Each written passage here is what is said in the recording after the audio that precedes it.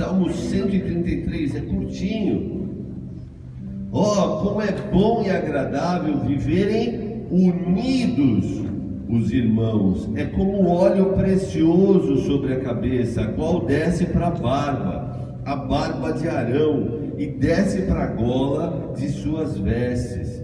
É como o orvalho de Hermon, que desce sobre os montes de Sião. Guarda esse versículo, coloca no seu quarto esse versículo. Ali ordena o Senhor a sua bênção e a vida para sempre. Você entendeu aonde que o Senhor ordena a sua bênção? Onde o Senhor derrama a sua bênção? Quando que o cordão é de uma dobra a mais que é dele? Quando os irmãos vivem em união, em unidade. É um segredo fundamental para a nossa vida. Ainda que não tivéssemos a paga de, puxa vida, prosperidade, a vida seria boa, seria bem melhor. Mas ali, ele não resiste. Ele não resiste. Ele derrama as suas bênçãos em unidade. Vai para o livro de Mateus.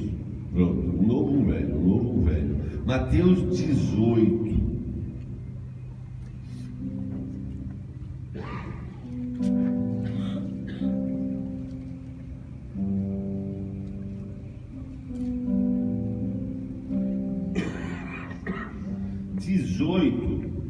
No versículo 18. Achou? São palavras incríveis de Jesus, tá bom? Ele está dizendo assim: em verdade vos digo que tudo que ligardes na terra será ligado nos céus, e tudo que desligardes na terra será desligado nos céus. Existem formas de a gente ligar na terra, por exemplo, através das nossas palavras. As nossas decisões, a gente liga na terra. E ele está dizendo: aquilo que você ligar na terra será ligado nos céus. Se você estiver unido, isso vai ser ligado nos céus. Se você se dispersar, se separar, descartar, isso será ligado nos céus, porque tudo que você desligar na terra será também desligado nos céus. Esse foi o versículo 18, não é isso? 19. Em verdade também vos digo que se dois dentre vós sobre a terra concordarem a respeito de qualquer coisa. Esse é o segredo espiritual. Chegamos assim no ponto máximo. Uma promessa de Jesus. Ele mente? Não. Ele está dizendo: se você e seu irmão, se você e seu marido, se você e sua esposa, se você e seu chefe, se você e seu funcionário, se você e seu líder, se você e o seu liderado, em qualquer área, se vocês concordarem a respeito de qualquer coisa que porventura pedirem, ser-lhes-á concedida por meu Pai que está nos céus. Por que a humanidade, então, por que acontece de pessoas terem muito talento? Eu conheço centenas de pessoas que chegaram à igreja. Eu sou um deles, mas conheço muitos que chegaram à igreja e tiveram uma vida próspera, tiveram uma vida boa, estudaram em bons lugares, tinham um trabalho legal, ganhava bem. Então, uma pessoa que tem um talento natural. Fora isso, Deus é Deus. mesmo que a pessoa não tenha talento natural. Se ele vai abençoar uma pessoa, ele vai abençoar ricamente. Amém? Amém. Por que pessoas assim, com tanto talento sem Deus, não conseguem, perdem tudo, ficam numa seca tremenda com Deus? Uma equação complicada, não é? Difícil. Sozinho eu consigo, Deus sozinho arrebenta a boca do balão. Por que juntos? Porque juntos tem que estar junto com mais elementos, com mais gente. Por isso que Jesus diz: você precisa amar o próximo. Você vai começar a ligar tudo isso. Precisa estar junto. Quinta-feira passada falamos sobre aliança. Precisamos ser aliançados. Daqui eu não saio, eu não descarto, até que Deus diga.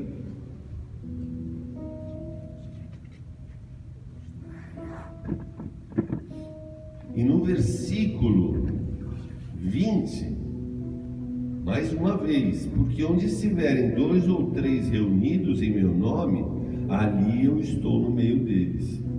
Gente, eu estou lendo versículos de lugares diferentes, de Velho Testamento, de Novo Testamento, onde todos estão apontando para a mesma coisa. Nós lemos no Salmo 133: quando meu povo estiver unido, ali derramarei a minha bênção. Jesus está dizendo: se 2 ou 3 concordarem. Agora a gente vai falar sobre esse concordar, que não é uma coisa muito fácil. Não é tão... é simples, tem que concordar, mas não é fácil. Porque para você concordar, para você entrar em concordância com outra pessoa, vou repetir, você tem que muitas vezes ceder no seu modo de ver, no seu modo de pensar. Duas pessoas numa casa, numa família, tô para ver duas pessoas iguais. Pode pegar uma família que tem 14 filhos, avó, tio, junta todo mundo lá. Você não vai encontrar duas pessoas iguais.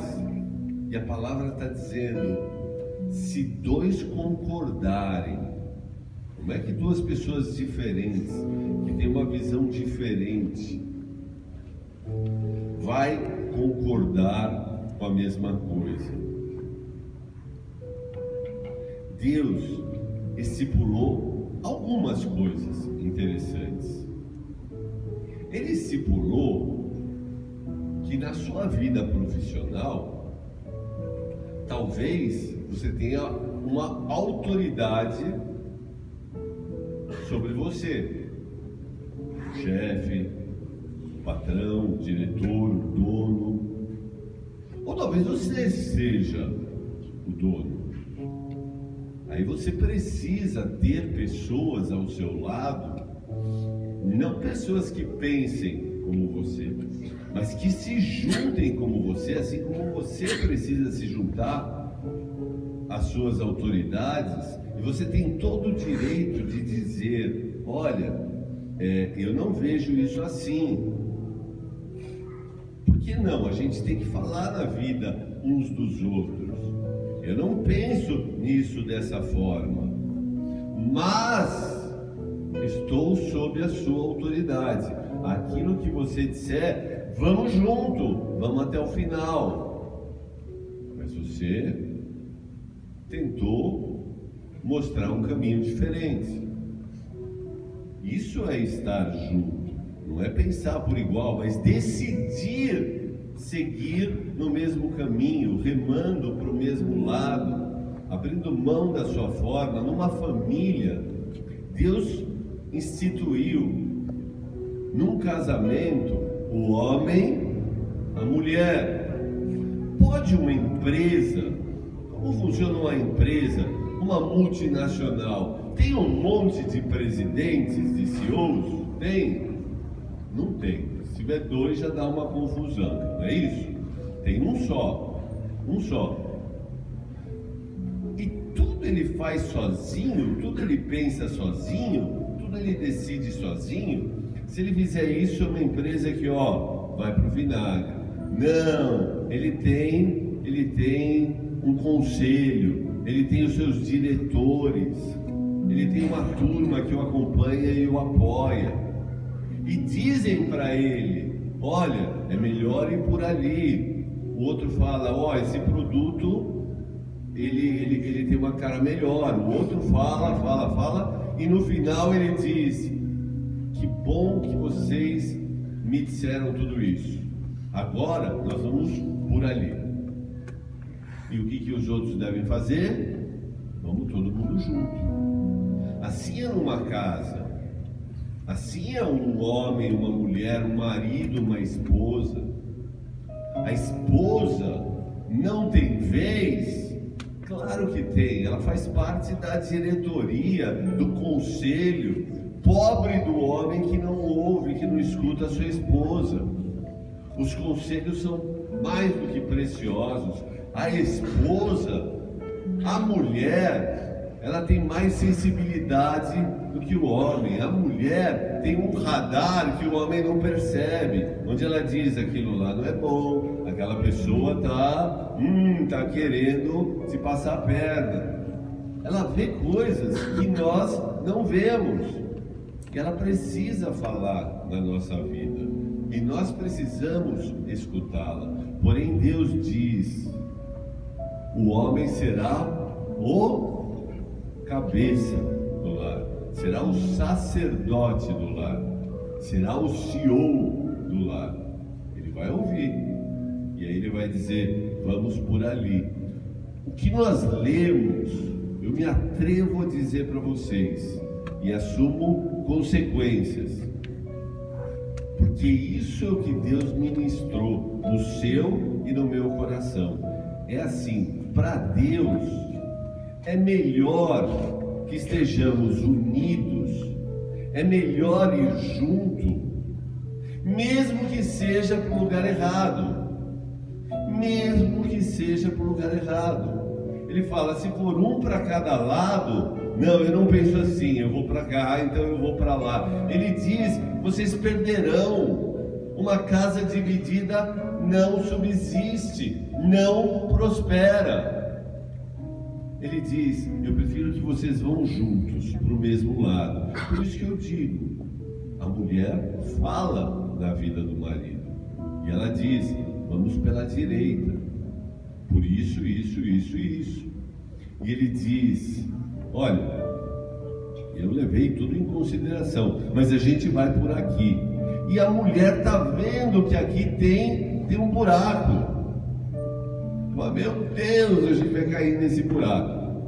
O que eu vou falar para vocês é a minha fé, tá? É a minha fé, porque Deus diz: é melhor irem juntos para onde quer que seja, do que separados. Então eu creio que se o casal for por aqui e tiver um buraco, Deus vai honrar, não aquela decisão imbecil do homem, mas vai honrar o que a mulher fez, vai honrar a submissão da mulher, vai honrar a submissão de um funcionário, vai honrar a submissão de um homem ou mulher de Deus, com sua autoridade, com seu líder de célula.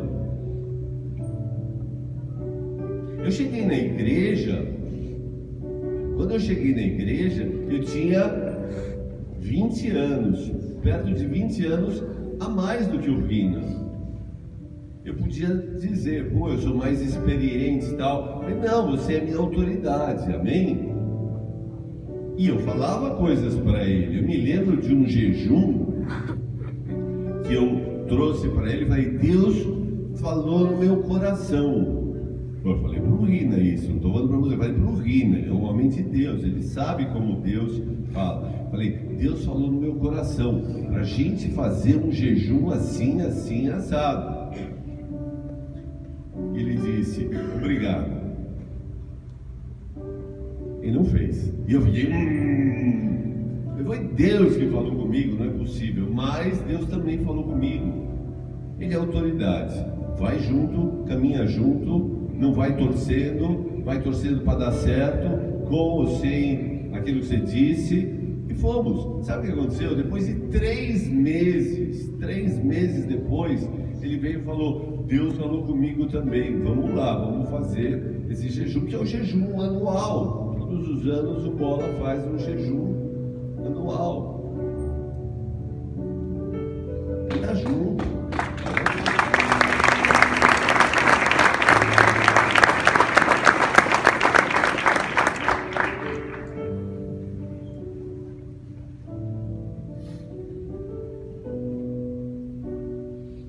Se não remar para o mesmo lado,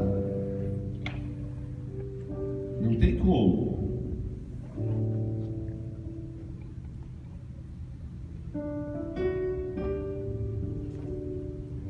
Tem um monte de coisas aqui que eu tinha marcado, anotado, mas eu vou fazer perguntas para você refletir, tá bom?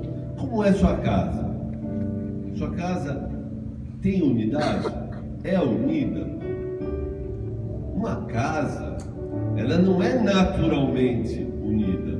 As pessoas não são, vou repetir, almas gêmeas, não são. Elas precisam se esforçar, precisam decidir.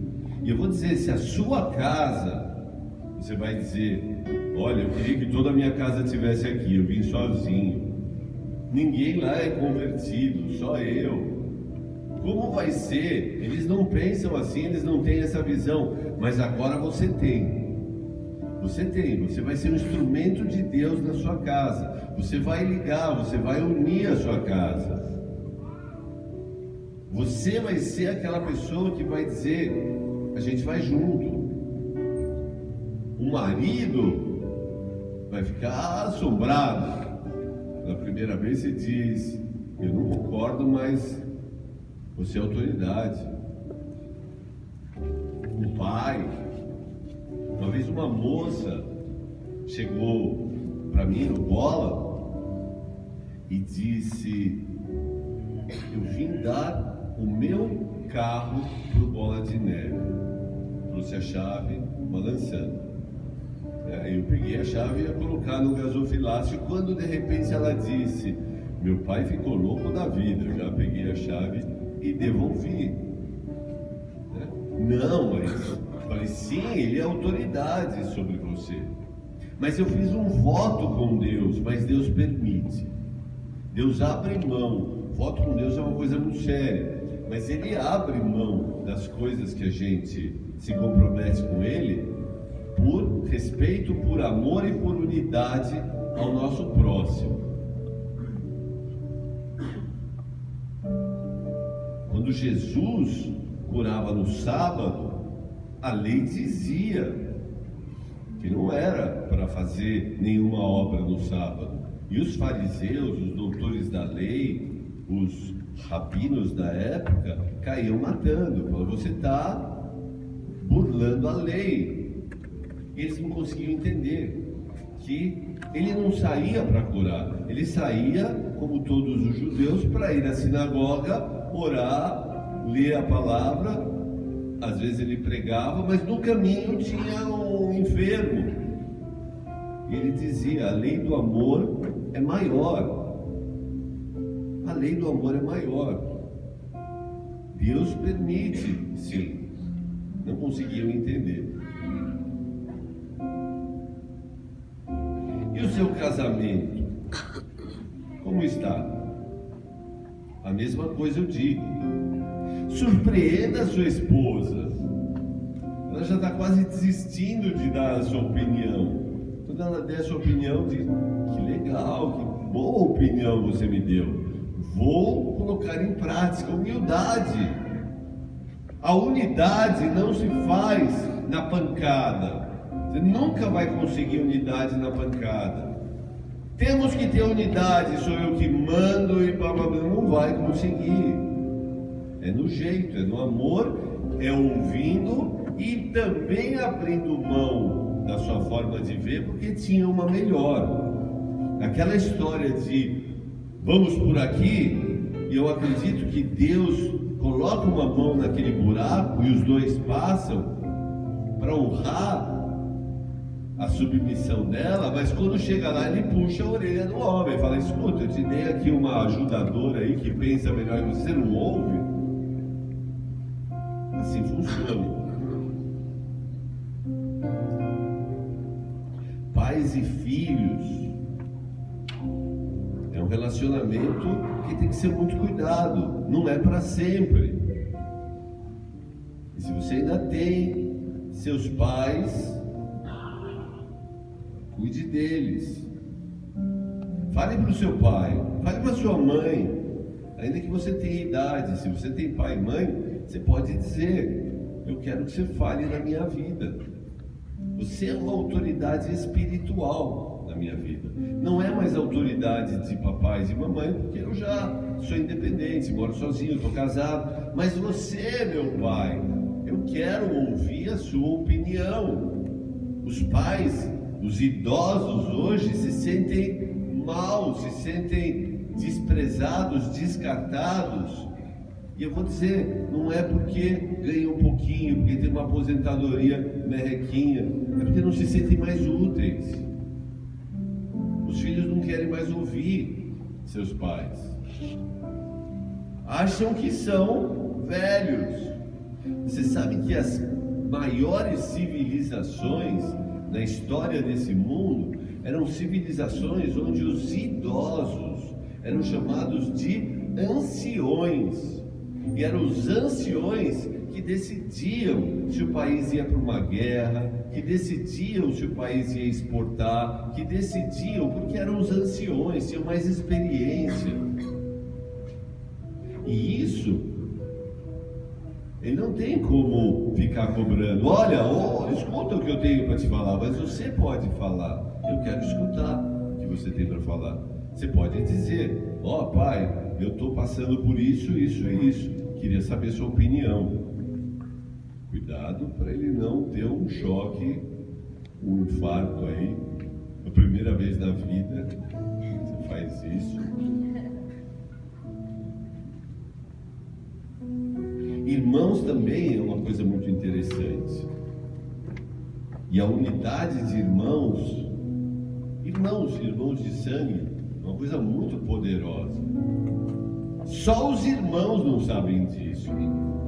Só as pessoas não sabem desse poder. Que eu comecei dizendo que Deus disse que um bando de bárbaros, malucos, iam fazer algo impossível nos dias de hoje, porque eram unidos. A gente não sabe que tem esse poder.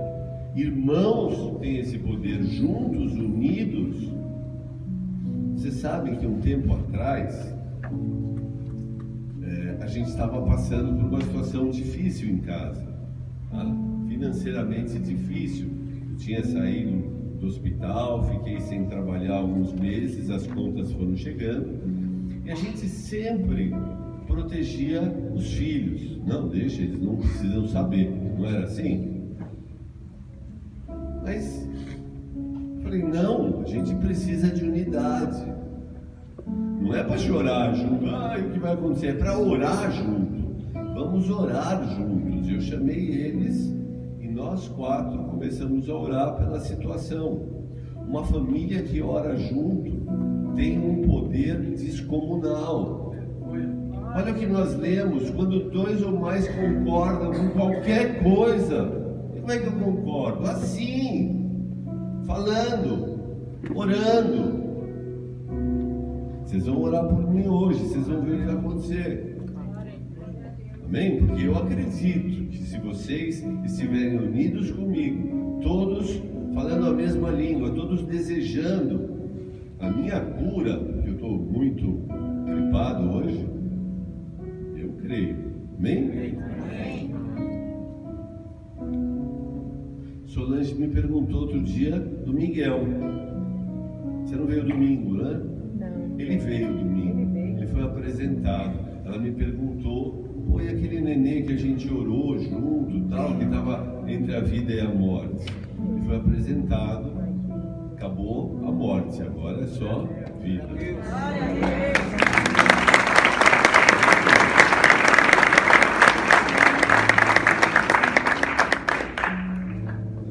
E a nossa situação mudou. A nossa situação financeira e a fé dos meninos subiu muito. Nós que oramos e tal. É importante, né? Fazer as coisas juntos.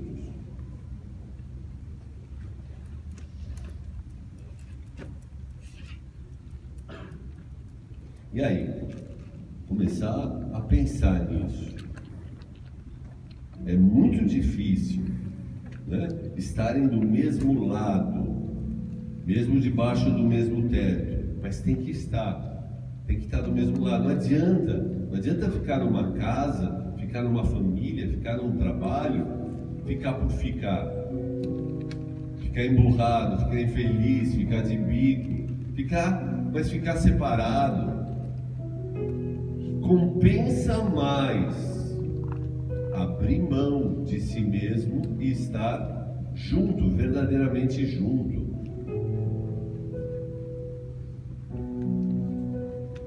Línguas diferentes, Deus colocou línguas diferentes ali.